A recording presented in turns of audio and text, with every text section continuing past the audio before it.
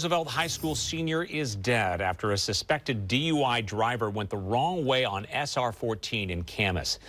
WSP says the crash happened late on Memorial Day, a time when troopers were responding to other emergency calls. Well, Fox 12's Leslie Dominique spoke with witnesses who are questioning law enforcement's response time.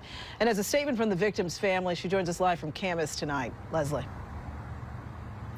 Yes, Pete Riel. Now, witnesses tell me that this accident happened adjacent to this Papa Murphy sign here on State Route 14 going westbound near exit 14.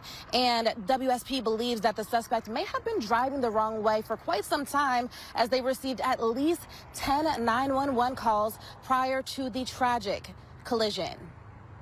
It could have easily been prevented, I feel. They shouldn't have had to lose their son over this. A tragic Memorial Day car crash took the life of 18-year-old Michael C. O'Brien. His two Roosevelt High School classmates, seniors Jack Craig and Will Reinhardt, are currently hospitalized with serious injuries.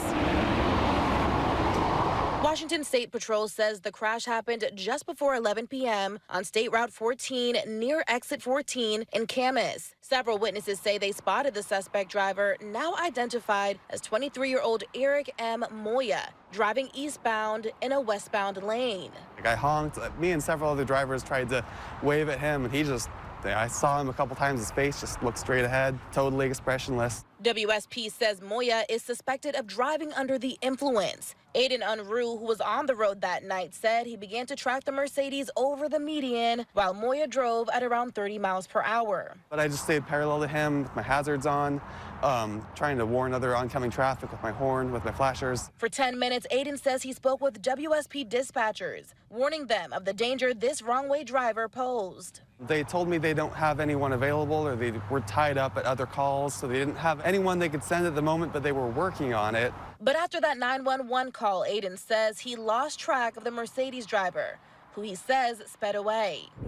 I told him if he kept going, he was going to hit someone. Just as Aiden feared, a fiery crash scene unfolding moments after impact. The Mercedes slammed into the car carrying the teens. Now witnesses are speaking out frustrated and questioning how quickly law enforcement responded. There was way too many police officers on scene after it happened, that they couldn't just have one or two, respond to this. I'm sorry, I just don't buy it. Fox 12 reached out to WSP about their response time.